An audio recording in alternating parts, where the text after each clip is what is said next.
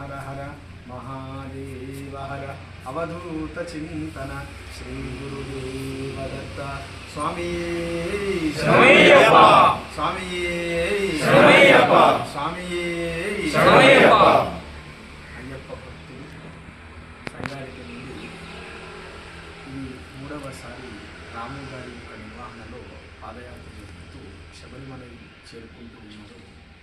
6వ తేదీ రోజు ప్రారంభం చేసుకుని ఉన్నారు.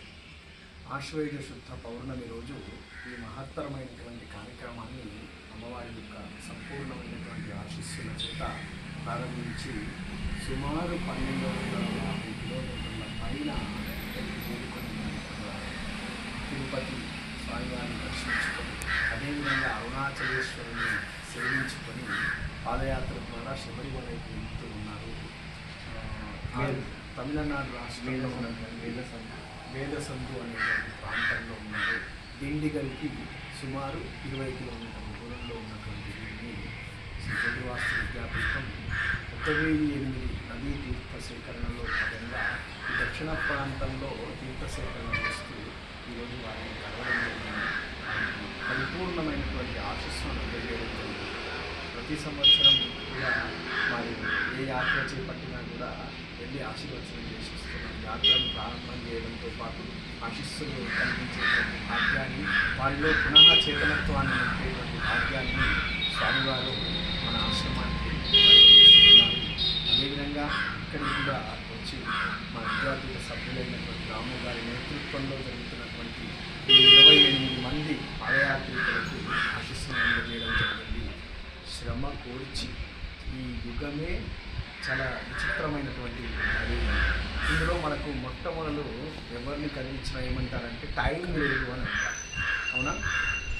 ప్రతి ఒక్కరు కూడా మొట్టమొదలు చెప్పేది ఏంటంటే నాకు టైం లేదు అని అంటూ ఉంటారు. భగవత్ సేవలో ఇంత సమయం గడుపుతున్నటువంటి వీళ్ళంతా కూడా వాస్తవానికి చరితార్థం అడుగు అడుగు వేస్తూ స్మరణ చేస్తూ శారీరక బాధలను ఓడుస్తూ సుమారు 1250 కిలోమీటర్లు నడవడం అంటే అది పరిపూర్ణమైనటువంటి అయ్యప్ప స్వామి వారి యొక్క అనుగ్రహం మాత్రమే ఇవ్వాలి. ఇంతమందిని నడిపిస్తూ ఉంది.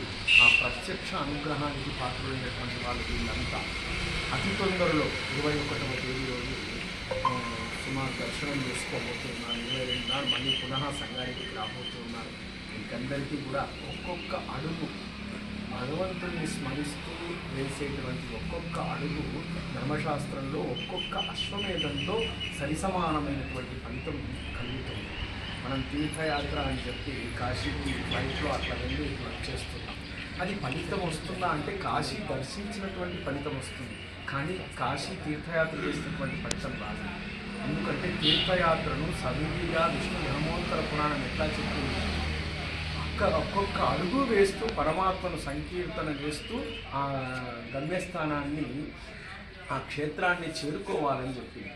అట్లా పరిపూర్ణమైనటువంటి వైదిక శాస్త్రబద్ధంగా ఈ పాదయాత్రను నడుపుతున్నటువంటి రాము గారికి, నడుస్తున్నటువంటి సేవకులకందరికీ కూడా పరిపూర్ణమైనటువంటి అవ్యాజమైనటువంటి స్వామివారి యొక్క ప్రేమ ఎల్లవేళలా కూడా కలగాలని, ఇటువంటి మహత్తరమైనటువంటి కార్యక్రమాలు చేసేటువంటి భాగ్యాన్ని ఎల్లవేళలా పొందాలని, వారి వారి కుటుంబాలన్నీ కూడా సుఖశాంతులతో వర్ధిల్లాలని ఆ అయ్యప్ప స్వామిని వేడుకుంటూ స్వామి శరణమయ్యప్ప అవధూత చింతన శ్రీ గురుదేవ దత్త.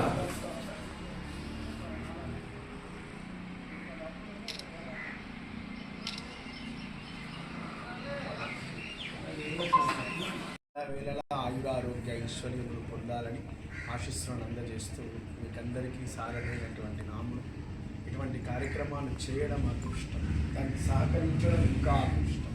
అందరూ సహకరిస్తూ అనేక మంది సహకరిస్తూ ఉన్నారు అన్ని రకాలుగా. వారికి సహకరించినటువంటి వారికి, వారి కుటుంబ సభ్యులకు, ప్రతి ఒక్కరికి కూడా ఆయురారోగ్య ఐశ్వర్యములు స్వామి ప్రసాదించాలని స్వామిని వేడుకుంటూ మీకందరికీ ఆశీస్సు పలుకుతూ జై గురుదత్త, జై జై గురుదత్త. స్వామి శరణమయ్యప్ప.